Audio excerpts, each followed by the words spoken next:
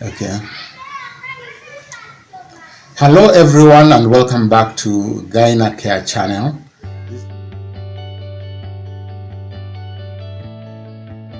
Today I felt like we should start from the basics.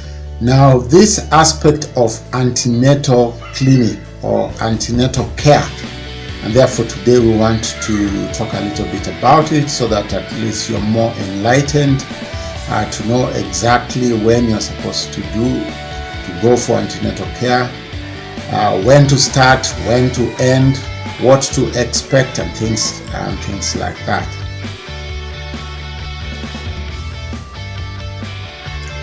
The antenatal period, of course, usually will start from as soon as one recognizes that they are pregnant, or as soon as one is diagnosed to be pregnant. Then your antenatal period really begins.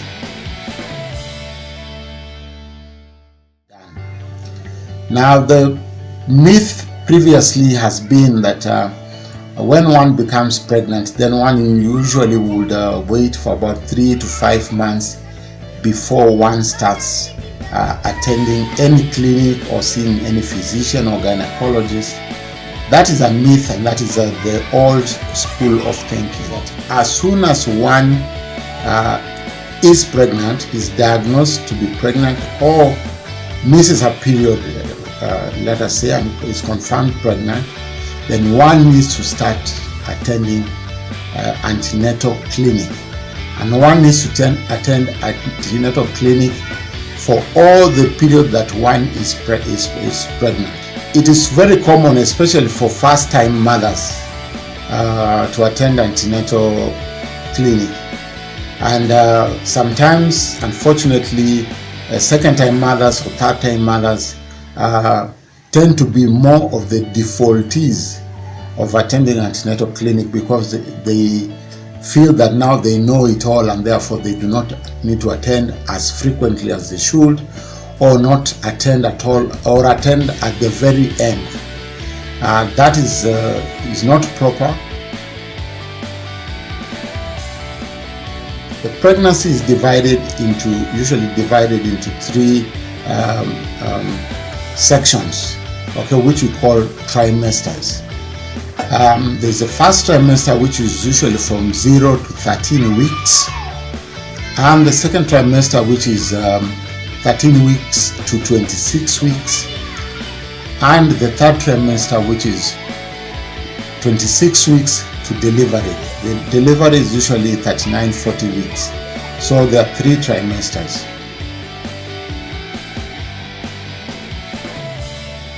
Usually in the first trimester, and usually we say for the first up to when the pregnancy begins until the pregnancy is 28 weeks, usually one needs to attend clinic, antenatal clinic, once every 4 weeks.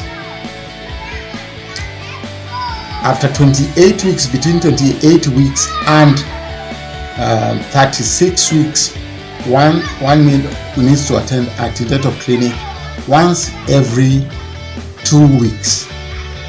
And in the last month, that is in the last 4 weeks, one needs to attend clinic weekly. That is every week until one delivers. That is the schedule. But like I said, it could be altered depending on whether one has a complication or not. Mostly. Now, like I said, one needs to attend antenatal clinic, whether one is feeling unwell or not, because many ladies will ask them, why have you not started attending antenatal clinic, or why are you starting so late? They said, I had no pain or I had no problem. The issue is that in pregnancy you might not have pain, or you might not have a problem that you perceive, but which can be detected early by the clinician or the gynecologist. Most pregnancies will go on without any problem, and usually about 5 to 10% will complicate. The problem is that usually you don't know whether you are in the 90 to 95% or you are in the 5 to 10%, and it might not be so obvious to you, and that might be detected only when you attend antenatal clinic. There are so many medical complications and even surgical complications, but mostly medical complications that can actually complicate a pregnancy, and therefore these ones usually can be discovered early, and therefore one does not need to wait so long to know that they have a complication, because now they start bleeding and so on. For example, if one has got a pregnancy that initially starts off well, and then the pregnancy dies within the uterus, nothing spectacular might happen, in that the lady might not might not even have bleeding, or might not even have any pain. One might have what called missed abortion, in that the pregnancy has died within the uterus, but it is still maintained within the uterus without any bleeding, and therefore one can carry a pregnancy which is already actually essentially dead within the uterus before the body actually realizes that it is not growing, and for the body now to start the process of expelling it might even be a couple of months, or even 3 to 4 months. The lady would be maybe just come to realize that the pregnancy, her tummy is not growing anymore or at all, though her periods are not coming. And see, things like those could have been diagnosed much earlier, and therefore the pregnancy that was already dead could have been washed from the uterus maybe 2 to 3 months earlier, and one will not know that by sitting at home. And therefore that's why we say one ought to attend antenatal clinic as soon as they discover that they are pregnant. During the first visit, and especially if it's a place you have not been attending before, usually the history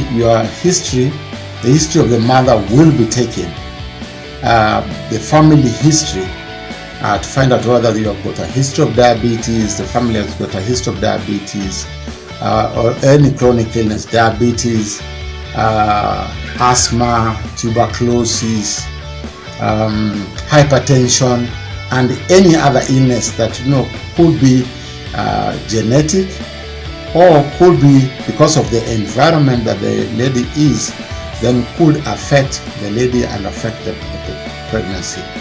So the family history of any illness will be done, family history of any surgery, and even now personal history of any illness, any medication that the lady is taking, anything that has happened to the lady in the recent past, any admissions, so that we see if there is anything that may affect this particular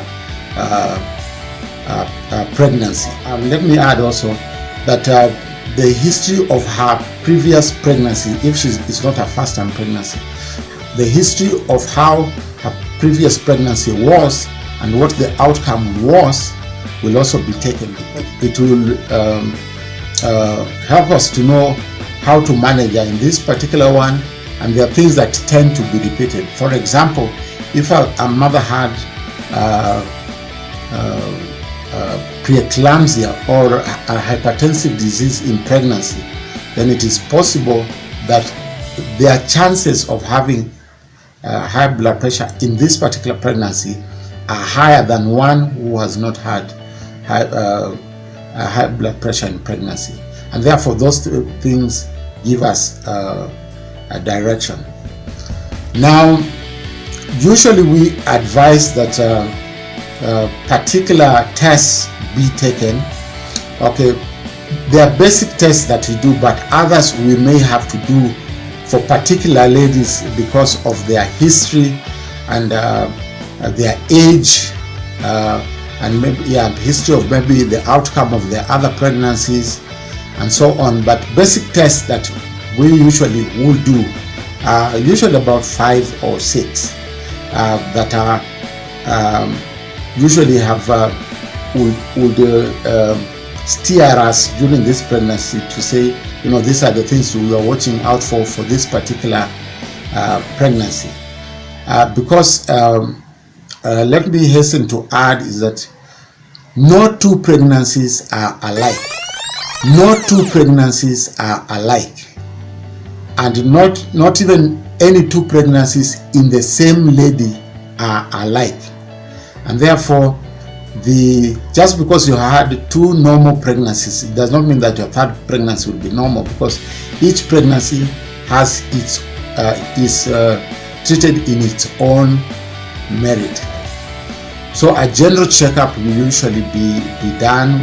Will be screened physically, even for things like low blood level, by looking at the bottom of your the inner side of your bottom eyelids.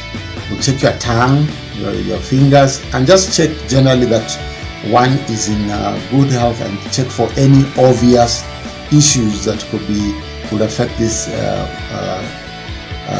pregnancy. Basic observations will be taken, what we usually call a triage.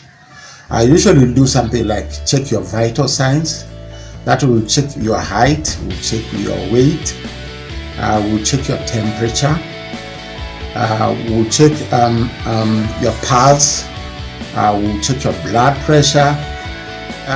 After the doctor the clinician is happy with that, or has done that kind of examination, one is usually sent to the laboratory, because there are other things that you cannot know until you do lab works.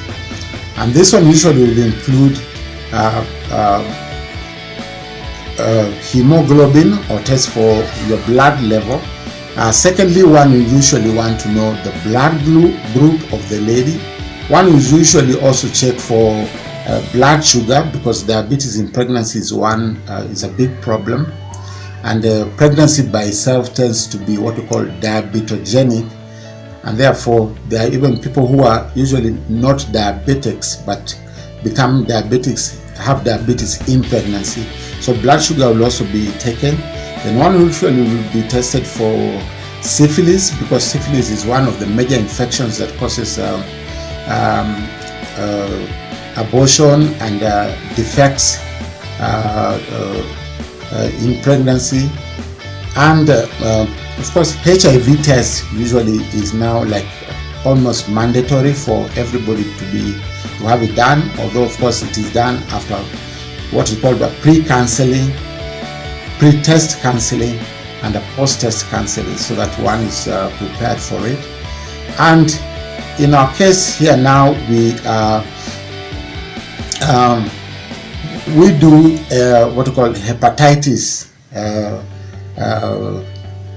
B antigen, because it's have got to be the potential to be passed on from mother to child through the blood. It's one of those mother to child transmissions. For mothers who have past the age of 38 or 40, who are likely also to have other issues of maybe genetic problems and so on, usually we prepare them also for other tests, but usually these ones are the basics. And then usually we recommend at the first visit is that a mother ought to have an ultrasound done. Ultrasound, like the name denotes, means a picture of the baby. Usually we call it a pelvic ultrasound, or sometimes it's called transvaginal ultrasound, to find out how the baby is, whether the baby is alive, where the baby is located, and if the baby is corresponding to the dates that the mother has given us. ultrasound as opposed to x-ray is quite safe. You can have an ultrasound every day of your pregnancy to the end and have no problem. It is different from x-rays. X-rays use radioactive material, and therefore it is not safe in pregnancy. And therefore those are usually what is done at the very beginning, and the ultrasound of course is found, and all these other tests are also known. Once this is done, then usually the mother then again is reviewed, especially usually on the same day, because these results come out the same day. Then the mother is reviewed again by the gynecologist or the healthcare giver to put up everything together. That is the history, the physical examination, and the laboratory tests, and also the ultrasound. And therefore it is mapped now for that particular lady how their antenatal care period will be patterned.